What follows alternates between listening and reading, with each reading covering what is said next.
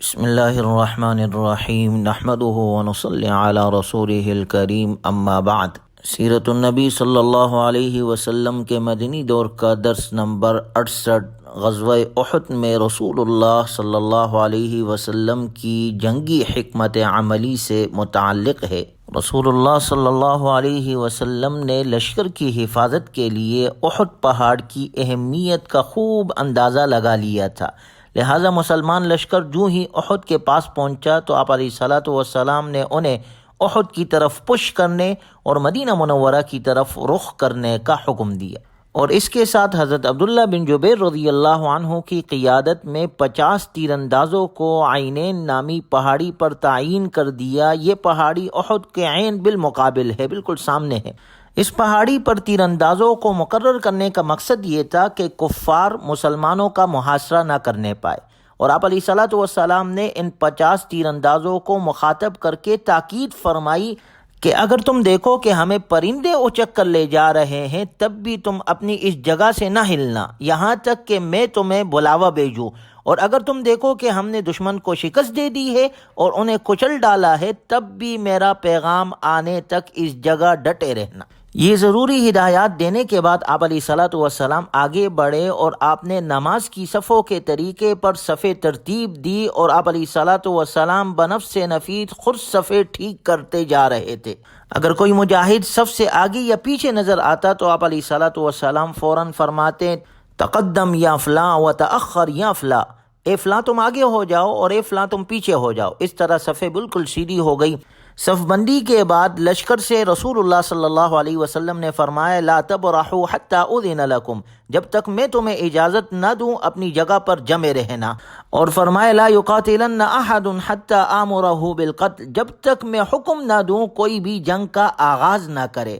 آپ علیہ الصلاۃ والسلام نے تیر اندازوں کے کمانڈروں سے یہ بھی فرمایا شہ سواروں کو تیر مار کر ہم سے دور رکھنا تاکہ وہ ہمارے پیچھے سے نہ آنے پائے، ہم جیتے یا ہارے تم اپنی جگہ پر استقامت سے قائم رہنا۔ اور آپ علیہ الصلاۃ والسلام نے تیر اندازوں کو یہ بھی نصیحت فرمائی تم اپنے جگہ ہی پر ڈٹے رہنا، اسے نہ چھوڑنا۔ اگر تم دیکھو کہ ہم انہیں شکست دیتے ہوئے ان کے خیموں میں گھس گئے ہیں تب بھی اپنی جگہ سے نہ ہٹنا، اور اگر تم دیکھو کہ ہمیں قتل کیا جا رہا ہے تب بھی ہمارے مدد کے لیے نہ آنا نہ ہمارا دفاع کرنا، بس تیر مار مار کر انہیں ہم سے دور رکھنا، کیونکہ گھوڑا تیروں کی بارش میں پیش قدمی نہیں کر سکتا۔ ہم اس وقت تک غالب رہیں گے جب تک تم اپنی جگہ ڈٹے رہو گے، اے اللہ میں تجھے ان پر گواہ بناتا ہوں۔ چنانچہ مسلمانوں نے بلند اور اہم جنگی مقامات اپنے قبضے میں لے لیے اور مشرکین کو وادی ہی میں محدود رکھا۔ اسلامی لشکر کا رخ مدینے کی طرف اور پش احد کی جانب تھی۔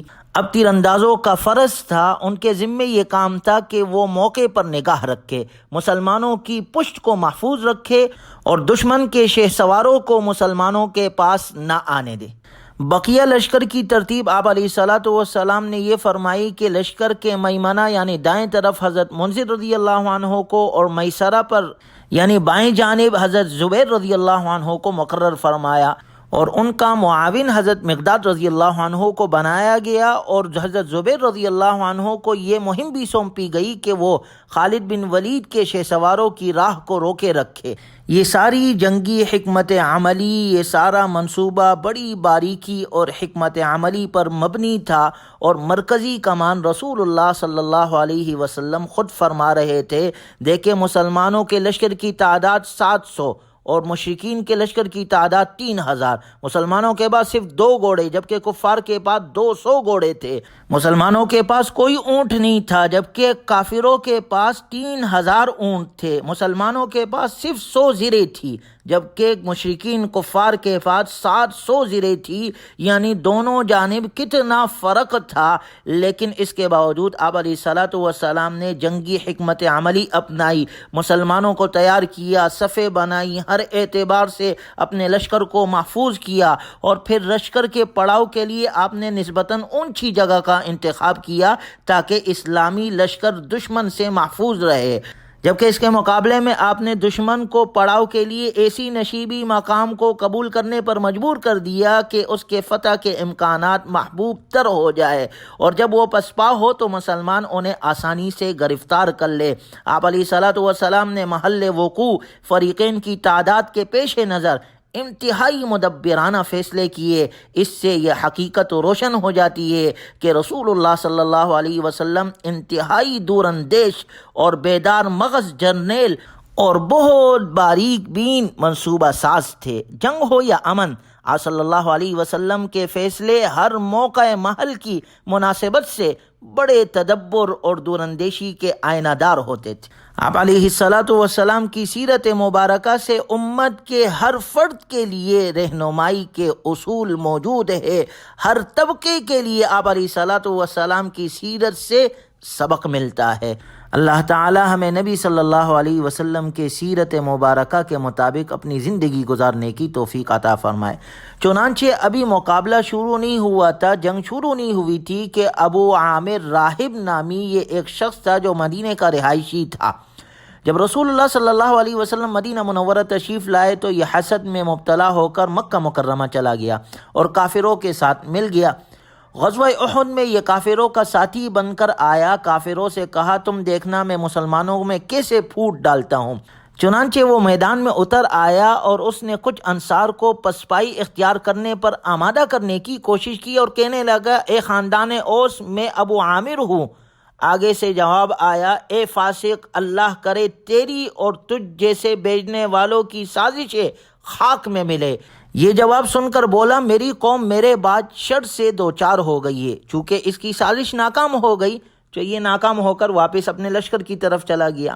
اسی طرح جنگ شروع کرنے سے پہلے ابو سفیان نے بھی مسلمانوں کے لشکر میں پھوٹ ڈالنے کے لیے انصار کے پاس پیغام بھیجا کہ آپ لوگ ہمارے اور محمد صلی اللہ علیہ وسلم کے بیچ سے ہٹ جائے تو ہمارا آپ سے کوئی جھگڑا نہیں، آپ لوگ بیچ سے ہٹ جائے تو ہمیں کوئی لڑنے کی ضرورت نہیں۔ لیکن مسلمانوں کے دل اللہ اور اس کے رسول صلی اللہ علیہ وسلم کی محبت اور اطاعت سے سرشار تھے، وہ دین اسلام پر ثابت قدم تھے۔ انہوں نے تو خود مدینے سے باہر نکل کر داد شجاعت دینے کی رسول اللہ صلی اللہ علیہ وسلم سے درخواست کی تھی، بھلا وہ شیطانی ترغیبات اور وسوسوں کے جال میں کیسے پھنس سکتے تھے۔ انہوں نے بڑے پکے ایمان اور اٹل اور استقامت کا ثبوت دیا، اور سب مسلمانوں نے ایک ہی جواب دیا کہ ہم سب ایک ہیں اور سب ہی سے تمہارا جھگڑا ہے۔ اس طرح کفار قریش کی یہ دونوں سازشیں ناکام ہو گئی اور مسلمان اپنے دشمن کے خلاف اور متحد ہو گئے۔ اس کے بعد آپ علیہ الصلوۃ والسلام نے صحابہ کرام رضی اللہ عنہم اجمعین کو جنگ کی ترغیب دیتے ہوئے تاکید فرمائی کہ جب دشمن سے ٹکراؤ تو ثابت قدمی سے کام لو۔ آپ صلی اللہ علیہ وسلم نے صحابہ کرام رضی اللہ عنہم اجمعین میں دلیری اور بہادری کی روح پھونکتے ہوئے اور ان کے جذبوں کو تازگی دینے کے لیے آپ علیہ الصلوۃ والسلام نے ایک تلوار پکڑی اور فرمایا، من یأخذ منی ھذا، یہ تلوار مجھ سے کون لے گا؟ کئی صحابہ کرام رضی اللہ عنہم اجمعین نے ہاتھ پھیلاتے ہوئے عرض کیا، میں لوں گا، میں تھاموں گا۔ آپ صلی اللہ علیہ وسلم نے فرمایا، من یأخذہ بحقہ، کون ہے جو یہ تلوار مجھ سے لے کر اس کا حق ادا کرے گا؟ اب کچھ لوگ رک گئے۔ حضرت ابو دجانہ رضی اللہ عنہ نے عرض کیا، اے اللہ کے رسول، اس کا حق کیا ہے؟ آپ صلی اللہ علیہ وسلم نے فرمایا، ان تضرب بہ العدو، اس تلوار کو دشمن پر اتنا چلاؤ کہ یہ ٹیڑھی ہو جائے۔ حضرت ابو دجانہ رضی اللہ عنہ نے کہا، اے اللہ کے رسول، میں اسی شرط پر اسے لیتا ہوں۔ چنانچہ آپ علیہ الصلوۃ والسلام نے وہ تلوار ان کو دے دی۔ حضرت ابو دجانہ رضی اللہ عنہ ایک مشہور بارعب اور بڑے بہادر جوان تھے۔ جنگ کے وقت خوب تن کر چلنے لگے۔ ان کا ایک سرخ عمامہ تھا، اسے موت کی پگڑی کہا جاتا تھا۔ جب وہ اسے باندھتے تھے تو لوگوں کو معلوم ہو جاتا تھا کہ اب کافروں کی خیر نہیں ہے اور یہ عنقریب موت تک کفار سے جنگ کریں گے۔ اس لیے جب ابو دجانہ رضی اللہ عنہ نے رسول اللہ صلی اللہ علیہ وسلم سے تلوار لی تو اپنا سرخ عمامہ نکالا، سر پر باندھا، پھر دونوں صفوں کے بیچ حسب معمول خوب تن کر چلنے لگے۔ جب رسول اللہ صلی اللہ علیہ وسلم نے آپ کو متکبرانہ چال چلتے دیکھا تو آپ نے فرمایا، بلا شبہ ایسی چال اللہ کو پسند نہیں، مگر اس قسم کے میدان جنگ میں پسند فرماتا ہے۔ چنانچہ اس کے بعد جب جنگ شروع ہوئی تو جنگ کا پہلا شکار طلحہ بن ابی طلحہ بنا۔ وہ مشرکین کا علم لے کر سامنے آیا اور مسلمانوں کو چیلنج دینے لگا، مگر کوئی بھی سامنے نہ آیا۔ یہ شخص قریش کا انتہائی طاقتور شہ سوار تھا۔ یہ کہنے لگا، اے اصحاب محمد، تمہارا گمان یہ ہے کہ اللہ تعالیٰ تمہاری تلواروں کی ضرب سے ہمیں فوراً جہنم میں پہنچا دیتا ہے اور ہماری تلواروں کے وار سے تم فوراً جنت میں چلے جاتے ہو۔